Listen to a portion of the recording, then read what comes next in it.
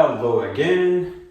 As promised, I do have a question on shear force diagram and bending moment diagram, and I'm gonna go ahead and show to you what I would be doing in this video and expecting my students to follow the way I solve it.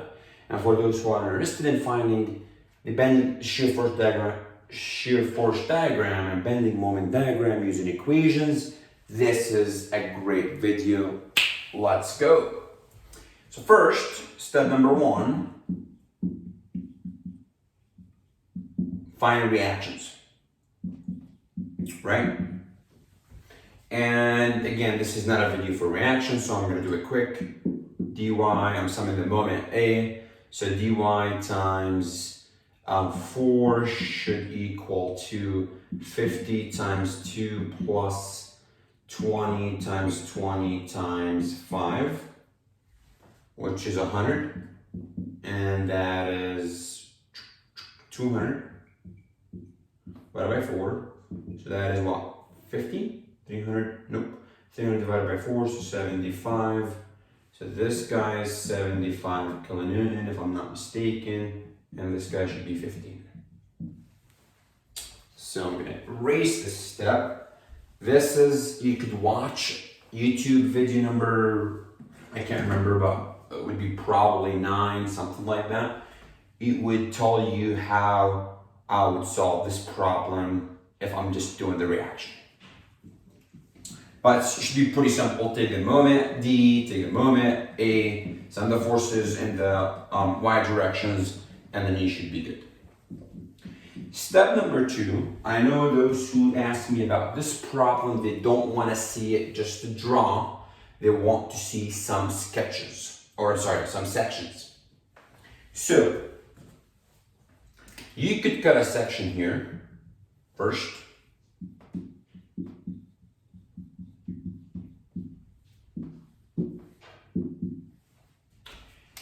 And this section is going to be pretty simple, so you're going to get, here's your reaction, here's your X, and here's your V, here's your moment.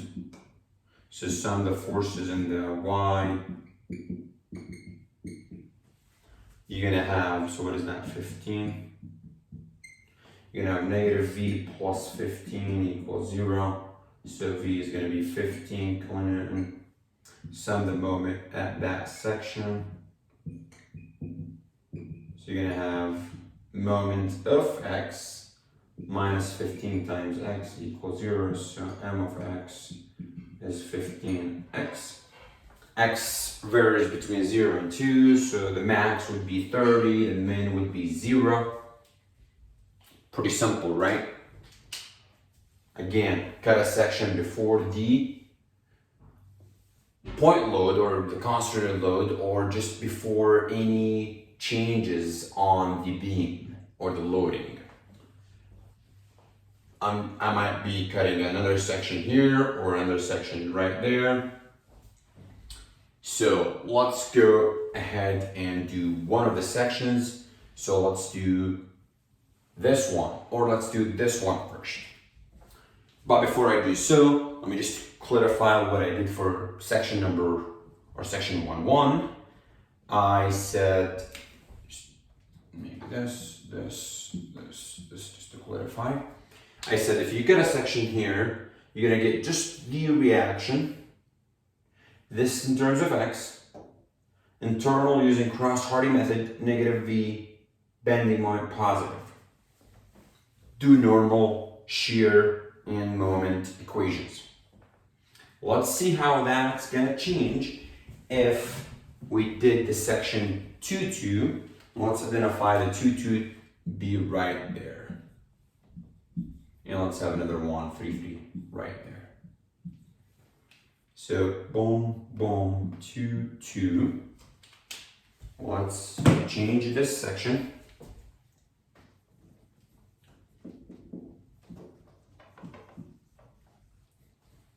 And have it right there. So this is 15 kilonewton. That is 15. This is X. And then we're good. Sum of the forces in the Y direction plus 15, not gonna change. Minus 15 is going to change. So that's 35. But it's in the negative side, right? So let me just erase that. Oops. So equals 0, so your V is negative 35 kilonewton. Your moment equation is gonna have the same thing, at least up to this point. And then you're gonna have, the whole thing is x, this is 2, so this is x minus 2, so that would be what? Plus, or minus, sorry. So this is minus, no, that's plus 50 times x minus 2. And that's equal to 0. Your shear is going to be constant, which is nice, right? Negative 35. So it's going to start with 15 and it's going to drop with 50 points or 50 kilonewton. So then you're going to get to the 35 kilonewton. Well, your bending moment is going to start with 0 because if you plug 0, you're going to get 0, right? Or technically, if you start with 0, you're going to get 30, right? Well, how are you going to get 30? Because your 0 technically, this equation is values between 2 and 4. You cannot plug anything before 2 because your equation has, or your moment is piecewise function. Right? In this case, 3 equations. This section, and this section.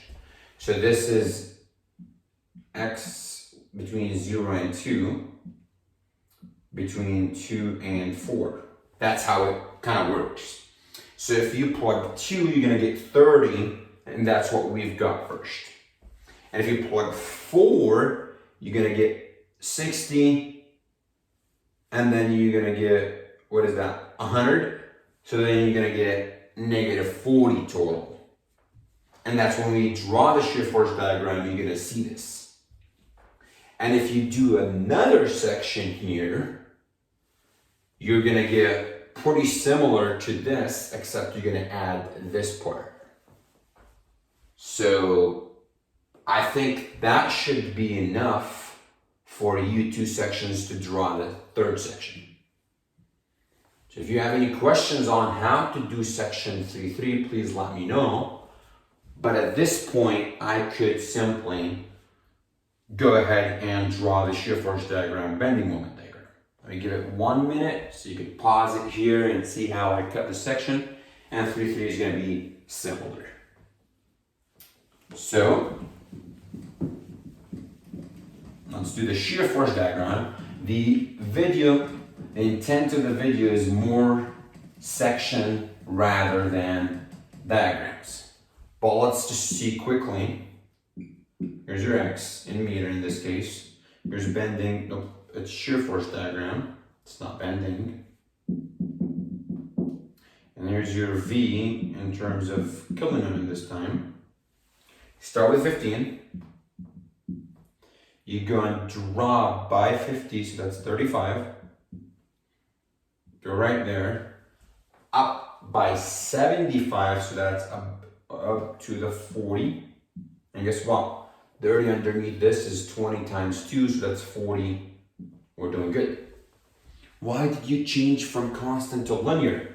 Because you've got the loading changes with respect to the x, right?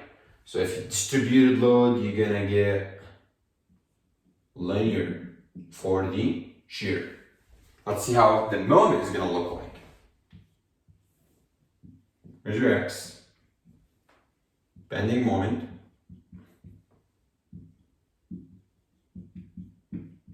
kilonewton meter. See, still I'm showing you the little steps just to tell you how important those type of thing is or are for designers, checker, or anyone, right? Finding the area underneath this, 30 kilonewton meter. Remember what we got? Here, 70. Remember what we said? It's going to be 40 total minus, and that should be automatically 40, right? 1/2 base times height, so 1/2 40 times 2 to balance out. 40, 30, 70 in the negative side, 70. We're good. Linear, quadratic. Check mark, check mark. Remember when I told you that if you have a beam looks like this overhang, you're gonna have the negative moment typically underneath the what?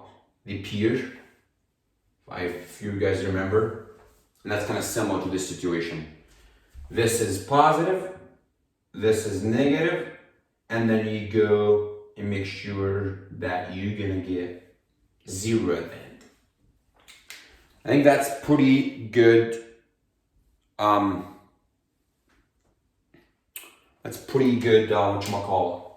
Video for finding shear force diagram and bending moment diagram using equations.